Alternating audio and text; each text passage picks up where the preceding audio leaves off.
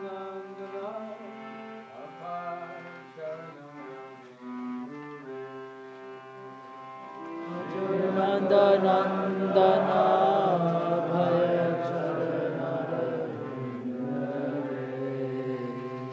Here is the translation as we sing. This bhajan, there's a wonderful story about it. Before we start, has anyone heard this recording on the Radha Krishna Temple album? Yeah. Story has it? Oh yeah. So the devotees were at George Harrison's studio recording the album, and this was 1969, and we didn't have, not only we didn't have all of Prabhupada's books, we didn't have tapes or bhajan books, just a few little tapes and things circulating. So this wonderful devotee, Jamuna, had a tape of Prabhupada chanting this bhajan, and it was very difficult for those devotees in London in those days, so she just listened to it over and over and just tried to hang on. She listened to it, so she never saw it in print, just heard it. And so during the recording session, after the basic recording was done, George was and the engineers were in the sound booth trying to mix it. And it was about 1 in the morning, and all the devotees were crashed out all over the studio. And Jamuna just sat down at the harmonium and started singing this bhajan. And she just sang it from memory. She was just kind of entertaining herself. She had no idea that George was recording it. And afterwards he said, "We're going to put this on the album." And she said, "We can't do that." It wasn't even intended to. But he insisted, and then he played over just some simple percussion, hand clapping. And the thing was that she got the words all wrong. Because she'd never seen it in print. She was just doing it from hearing. So that's why on the record it's Bhaja Mana Hooray. Have you ever noticed that? So that was the story. And so then later, Prabhupada heard the recording, and he looked at her and said, "You got the words wrong." He felt so bad. He said, "I know, I didn't know it was going to... You can fix it later." So these are the corrected.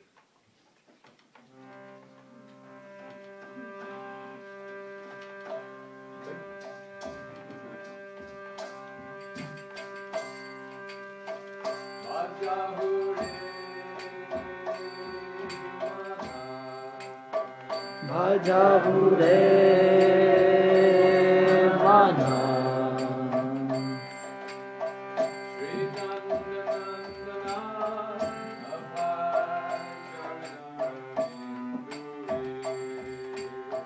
Shri Nanda Nandana abhaya charanaravinda.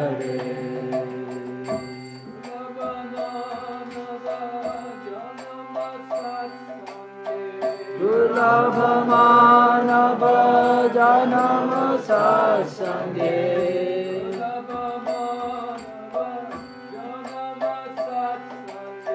Durlabha manava janama satsange.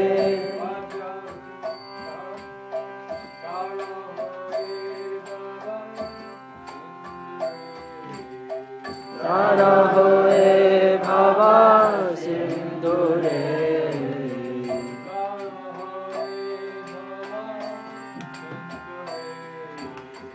Tara hoye bhava sindhure.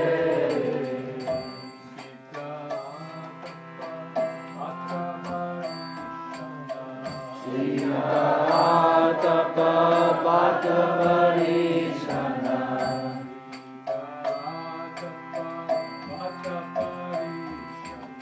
Sita tapa patavari sana.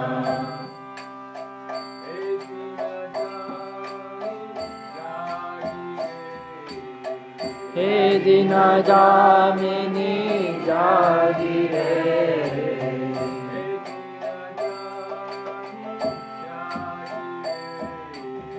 He dina jamini jagire.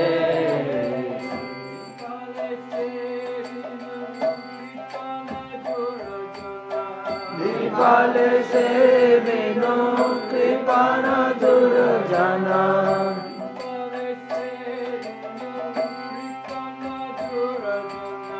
विफल से बिनु कृपण दुर्जना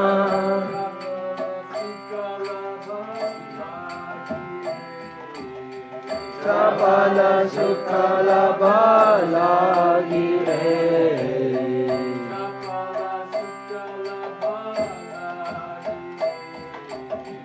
चपल सुखल गिरे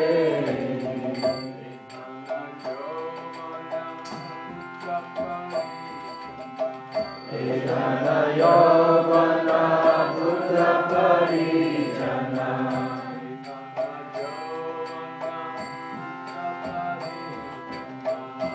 धन यौवन पुत्र परिजना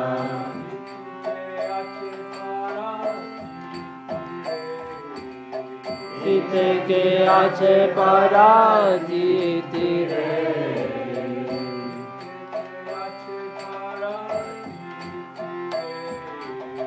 हित के आछे पराजिति रे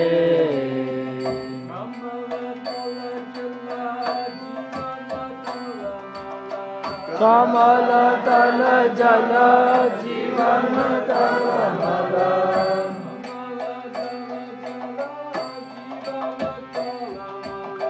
कमल दल जल जीवन तल मल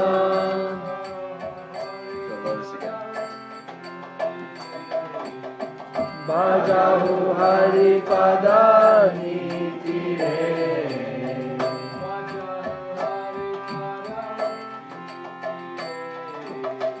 बजाहु हरि पद नीति रे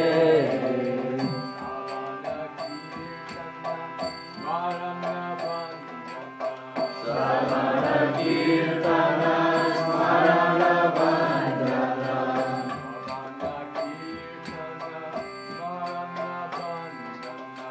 श्रवण कीर्तन स्मरण वंदना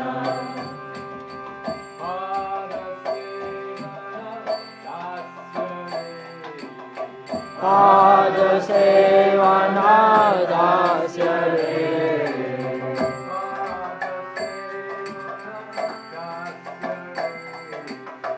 पाद सेवना दास्य रे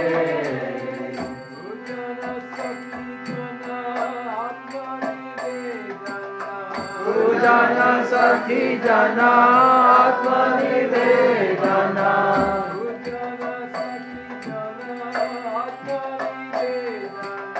पूजन सखी जना आत्मनिवेदना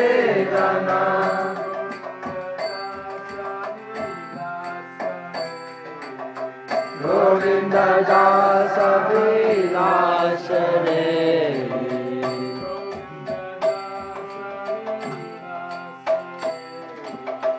गोविंद दास विलास रे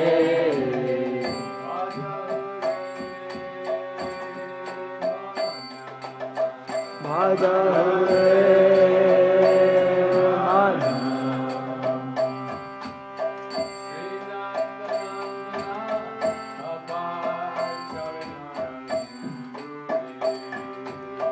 श्री नंदा नंदना भय चरणरविंद रे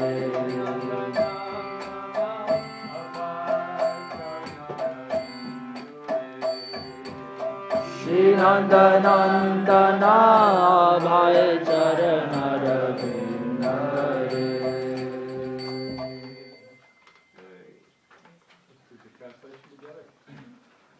O mind, just worship the lotus feet of the son of Nanda, which makes one fearless. Having obtained this rare human birth, cross over this ocean of worldly existence through the association of saintly persons. Both in the day and at night, I remain sleepless, suffering the pains of heat and cold, the wind and the rain. For a fraction of flickering happiness, I have uselessly served wicked and miserly men. What assurance of real happiness is there in all of one's wealth, youthfulness, sons, and family members? This life is tottering like a drop of water on a lotus petal. Therefore, you should always serve and worship the divine feet of Lord Hari. It is the desire and great longing of Govinda Das to engage himself in the 9 processes of bhakti, namely hearing the glories of Lord Hari and chanting those glories, constantly remembering him and offering prayers to him, serving the Lord's lotus feet, serving the Supreme Lord as a servant, worshipping him with flowers and incense and so forth, serving him as a friend, and completely offering the Lord one's very self. So the third verse, what assurance of real happiness is there in all of one's wealth, youthfulness, sons, and family members? So, all of you have at least one of these opulences, right? Youthfulness.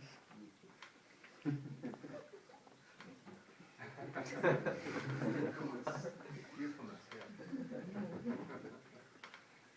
I was reflecting on this this morning, how Gina and I both took up Krishna consciousness when we were in our teens. She when she was 16, and I when I was 18. And then we were married when we were in our late 20s. So we had 10 years of experiencing life with just youthfulness. And no wealth, sons, or family members. So the point is that all of these things are teetering and are going to be gone. And I remember when I was younger how I thought that was going on forever. That was a given. I had that. I'm young. I don't have to worry about being old. That's somebody else's problem. And anyway, by the time I get that old, I'll figure out how to avoid it. So, just as we have youthfulness and we have to give it up, so also we may have these other things. The point is to not make them our source of happiness and depend on them as our purpose in life. So maybe some of you have seen this in your parents or in other people that you know, that their security, their resource, their refuge in life is their money or their family. And an immature understanding of Krishna consciousness would be to think, therefore I should not have these things. So this is one of the symptoms of a kanishta, a beginner, to think, aversion. That I don't want to have these things. But the point is, just like youthfulness, you may have it, and if you have it, use it for Krishna. And don't think that this is going to bring you ultimate happiness, the ultimate shelter. A lot of devotees have been through these experiences where family members have passed away. Has anyone ever seen that? You were saying you saw Mother Indrani pass away the other night. It was a sobering experience. It is very sobering, but one of the very interesting facets of devotees, family members passing away, is that nobody knows what to do. When Madhava Prabhu's father was dying, he was explaining how, or his mother, explaining how his father and his brothers, they're all in the room, and his mother is just on the verge of leaving her body. And they had the TV blaring. Oh. Nobody, they just wanted to distract themselves from what was going on. Yeah. And that's pretty much the standard thing. Let's just, first of all, fill the patient with a lot of opiates so they don't feel anything and they're not conscious. So as devotees, we're very good at these two things, at cooking and dying. We know what to do in the kitchen, and we know what to do when somebody's leaving their body. So, anyway, as people who've been through both a very renounced life and then a family life, I just want to share this realization with you. That it's not a question of whether you have these things or not. When we were married, we had absolutely no money, right? Remember, we arrived in Florida. If any of you did this, I'd just scream at you. But we did it, so it was all right. We didn't have much training, and so we had arrived in Florida in 1990.